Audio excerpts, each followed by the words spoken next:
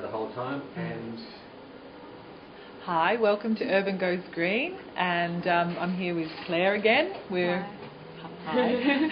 We're here to talk about the work that we're doing with Target 3008, which is a Victorian Government Sustainability Fund funded project. So how do you think it's going? What are we up to? We're at a really good point in the project at the moment. We've got a lot of stuff going on. We've got a big event planned for the closing of the project. We're doing a lot of planning at the moment over the next few months. We've got some workshops coming up this weekend. There's one on compost and worms and the balcony and rooftop gardens on Saturday. And then there's the One Tree, One Home barbecue on Sunday. Yes. And then in mid-April we've got more free workshops for Dock 5 residents and Victoria Point residents who have participated in the waste audits that we conducted a couple of months ago. And currently the main thing that we're really tying together is a paper that's going to be, we're going to call it an urban sustainability report. And there's going to be a lot of learnings in that paper from this project in the Docklands, and how this particular project can possibly inform other urban sustainability projects in other cities in Australia and possibly even around the world. So today we're heading down to the garden to do an interesting brainstorm of ideas for this paper, and Claire had a really good idea. We were going to just go and sit in the garden and map it out on butcher's paper, and tell everyone what your idea is. I suggested that we because we've got the big black walls, that we just go and write on them in chalk to map out our planning stage over the next few months.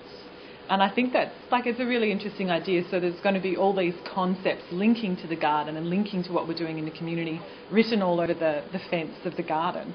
So I really like the idea. I'm currently reading a book at the moment called Change by Design by a fellow called Tim Brown, and he is the CEO of one of the world's largest and very innovative design firms called IDEO, and he is talking about in this book design thinking. So rather than linear thinking, which is like dot points down the page like a contents and this is what we're going to do, he develops knowledge, and not just develops knowledge but comes up with solutions in a systems thinking model. So for instance, this is the book that he's written is he's created it into a concept map, and that's the type of thinking that we're looking at.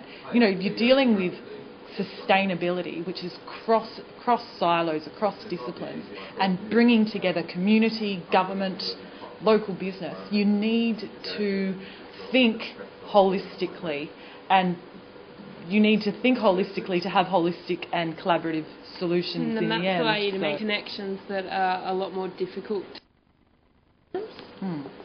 So he says in this book, some design thinkers wouldn't read the book because they would look at the map and they would know exactly what he's talking about.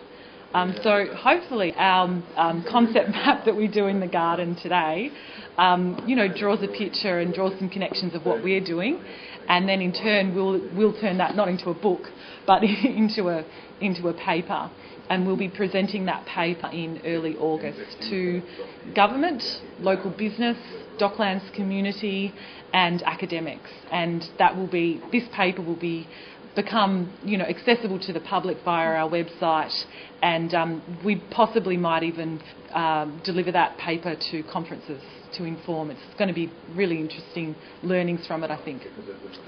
So on that note, that's about it. Yeah.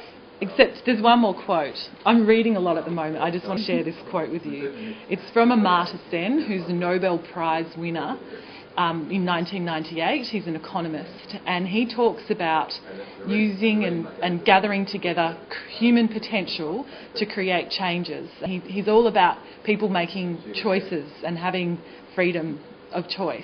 And I think that's really important in sustainability, to have freedom of choice, to make informed decisions about the way that we want to live our lives and we want to reduce our impact on the planet. And his quote goes like this: expand the capabilities of people to lead the kind of lives they value and have reason to value. So on that note, thank you.